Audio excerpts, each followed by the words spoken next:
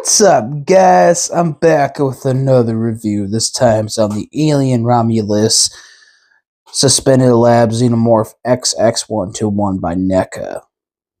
Now, this is a figure that was on pre-order like 6-7 months ago, I want to say, and been looking forward to it since I ordered it. And next thing you know, a week ago, I want to say, got the shipping notice for it. All they said was ready to ship soon. Didn't even get a notification about shipping out. Next thing you know, bam, the doorstep like a few days later, something like that, early this week. So yeah, can't complain about the shipping time. Anyways, let's get into it. First and foremost, you get nice graphics around the front for Alien Romulus, and then about the Suspended Lab Xenomorph, and you get very cool green highlights and outlines all along the box, as well as cool shots of the figure itself with great figure photography on the side. On the back, the other side.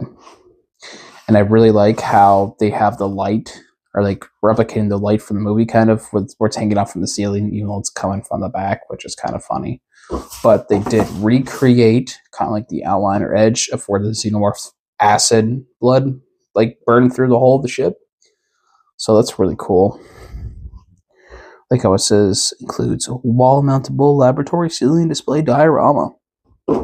So yeah, this is more of a diorama piece than a figure, I want to say, which there's no problem with that, by the way. You also get the Weyland-Yutani logo on the bottom, as well as all of the development and credits for people who designed this and worked on this figure, which is really cool. Now I want to get into the lab piece first before I show off the Xenomorph, because gotta let people watch, gotta make them watch, gotta give them a reason to watch. But yeah, I love how at the top you can see the burn marks for the Xenomorph acid. Like I said, reflects on the packaging, as well as some of the little grid pieces, which would be the top of the ship, I guess, And you just kind of get like the little thing that's kind of copyright, says it's from NECA from this year. Then you get the holes for where you hang it from. That's like my only problem. It's a bit of a pain in the butt to get it right, because they're a little asymmetrical, as you can see. But it's not that bad. Once you get it, it's up. And you get nice wires and pipes and detailing on the top, as well as on the inside part and the hanging parts. Looks great. I love the bronze coloring. I like the shading on the pipes right here, or tubes. Looks cool. As well as some of the red pipes right here, like the red wires hanging. Then you get some on the inside right there as well. Yeah, right there. But yeah, I love the way they have just the pieces of the ship hanging down, because acid blood burned right through it. Because that's aliens for you. The main thing that makes the alien hang is this kind of rubber band looking piece right here, which is nice shading as well, but it's not really rubber band. It's probably just, well, it's sculpted plastic. But yeah. It also hangs on this, and then kind of like this and this. But yeah.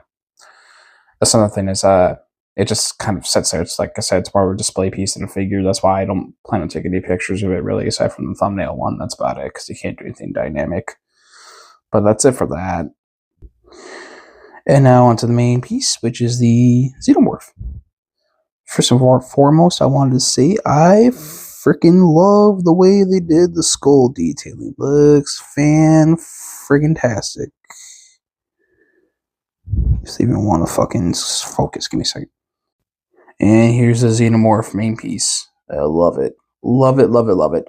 I love the way they did the skull detailing. Looks fantastic. It looks grotesque.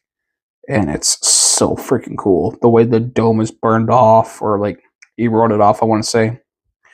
You see the decaying skull under it, which is accurate to this specific Xenomorph, which is the original Xenomorph from the first Alien movie. So this is the big chap. So yeah, the details are accurate on it, from what I can tell, especially because, like I said, this is the only Xenomorph design, I think, or at least the one James Cameron has for his aliens don't have the skull underneath. This one does, which is so freaking cool. You can see in some shots of the movie if you look really closely, or at least the original movie I'm talking about. Well, this version of Xenomorph you only see for like a split second in the movie. like for the way it's hanging. You only see it for like a second, yet Neca went as hard as he did for this, for the details. I love it. He's got pretty cool acid blood detailing all over. You can see right here, as well as on the top, of course. You can see, look at that. Just love it. It's so cool. They put so much detail work on this. I see some acid blood here. You can see some come on the limb right here. As well as the grotesque looking limb coming off, or that came off. I mean, you can see on the bottom the limbs. It looks so gross. I love it. And then you see the grappling hook from where Ripley shot it in the original movie. You can see some acid blood burn through it. Just love the biomechanical look of the Xenomorphs, which is natural and unnatural at the same time for how it looks, which is so like a signature part of it. There's so much detailing to look at. You also get the tail, which also has a burned off end or like decayed end. These have some very nice light, I want to say dry brushing, or maybe kind of like spray painted, not spray painted, airbrushing. There we go, that kind of paint, which I think is covered in it for like the raised parts. Looks great though, especially the way the light hits it. Fantastic, cannot complain. Also, another thing is you kind of want to be careful of these tubes. You don't want them coming off. Well, one broke off, not broke off, but like came off from the figure. Or no, should I say it doesn't come with it? Holy shit! I'm sorry, I can't talk to you guys. Anyways, in for articulation, he gets a pretty good bulge around the head. Actually, can look up and down pretty well. Surprisingly, tilt side to side and rotate. And then you get the arms, the ball hinge of the arms. Get the elbow joints, which also rotate. And this, you get the wrist, which rotates, goes up and down. And then you get the diaphragm, but I don't want to try it because this just kind of sits there in the piece, which I am not too worried about it not sitting much. And then the tail rotates and is on the bending wire. They really didn't have to do that since, like I said, this just sits, excuse me, sorry, in the diorama piece. But yeah, that's, I mean, it's a great looking piece. Love every detail. I pretty much said everything I wanted to about this, for that part at least. Oh yeah, also, look, this is actually different than the original Big Chap. Or not the original Big Chap, should I say the 30th anniversary Big Chap. I think it's different because the domes aren't, this one's a little wider. This one, it's not as wide. The mouth looks a little bigger on this one. I think the torsos are a little different too. I know the backs are different. We looked at that. Give me a second. This one's a little bit different than this one. You can see it. You can see the differences in the backs.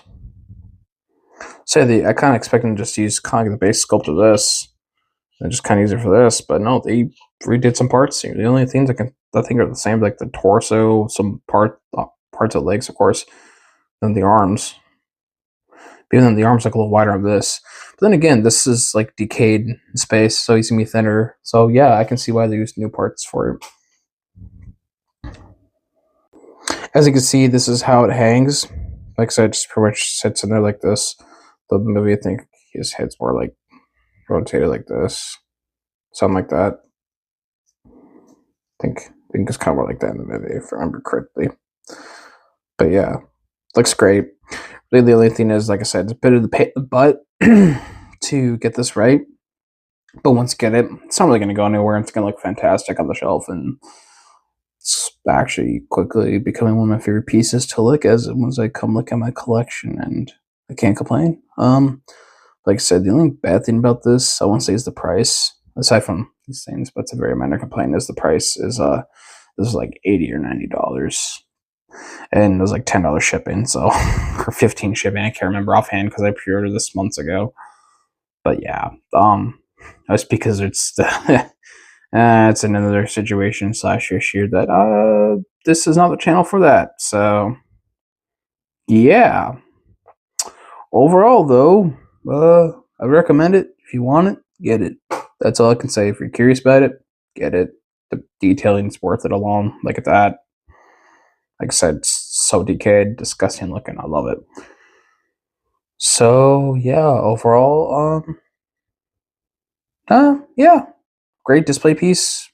It's worth it. Great paint applications. So that bad boy down right there. As usual, Neca, they knock it out of the park. So yeah, don't forget to like, leave a comment, and subscribe for more, or else he's gonna come after you and tuck you into your bed at night or something. I don't know.